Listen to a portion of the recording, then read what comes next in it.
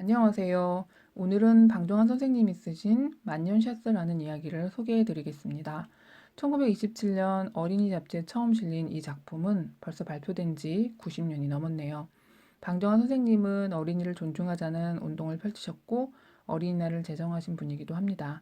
선생님은 아이란 한낱 성인이 되기 전 미숙한 존재라는 당시의 통념에 반박했습니다. 그런 의미에서 만든 말이 바로 어린이였던 거죠.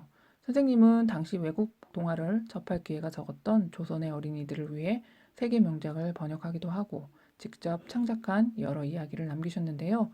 만년샤스도 그중 하나입니다.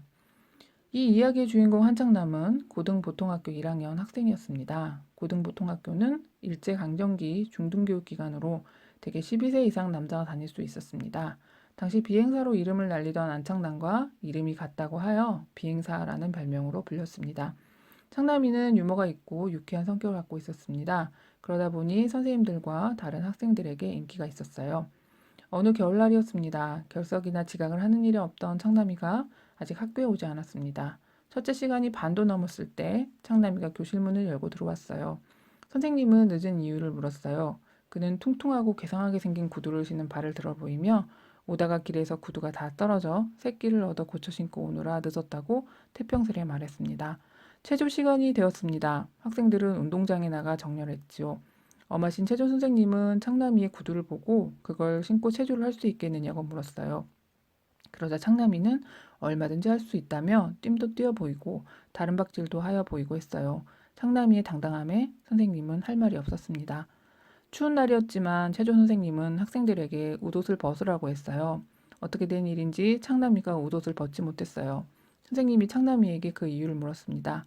그러자 창남이가 만년샤스를 입어도 괜찮냐고 물어보았지요. 선생님은 그게 무엇인지 몰랐습니다. 창남이가 웃옷을 벗자 셔츠, 그러니까 러닝도 적삼도 입지 않은 맨몸이 드러났던 거예요. 창남이가 말한 만년샤스란 맨몸을 말한 것이었군요. 선생님이 왜 셔츠를 입지 않았느냐고 물었어요. 창남이는 셔츠가 없어서 못 입었다고 말했어요. 선생님의 눈에는 눈물이 고였습니다. 이제 창남이의 별명은 비행사가 아니라 만년샤스가 되었답니다.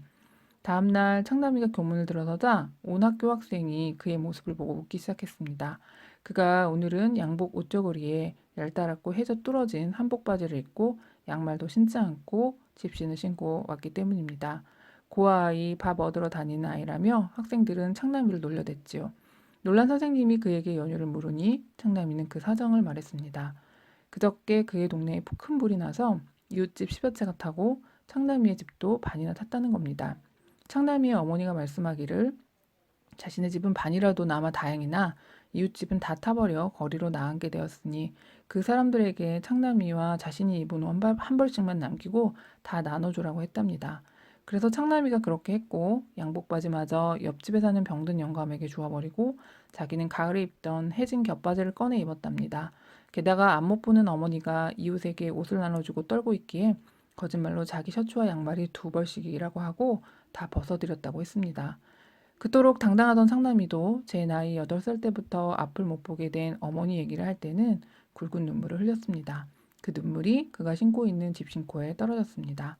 선생님도 눈물을 흘렸습니다. 와글와글 떠들던 학생들도 조용해졌습니다. 여기저기서 훌쩍이는 소리만 들렸습니다. 창남이는 안 못 보는 홀어머니와 살고 있어요. 창남이가 살았던 시대는 가난했습니다. 그러나 창남이네는 더 어려운 가정이었던 것 같아요. 그는 집안 형편이 좋지 못했지만 늘 밝아서 학교에서 인기 있는 학생이었지요. 그는 집에 불이 나서 더 어려운 상황이 되었지만 이웃의 어려움을 외면하지 않았어요. 그런 창남이의 따뜻한 마음과 씩씩함에 선생님도 말을 잇지 못하고 눈물을 흘립니다. 창남이가 실제 인물이었다면 어떻게 성장할까요? 그토록 꿋꿋한 아이라면 분명히 잘 커서 제 할 일을 해낼 거예요.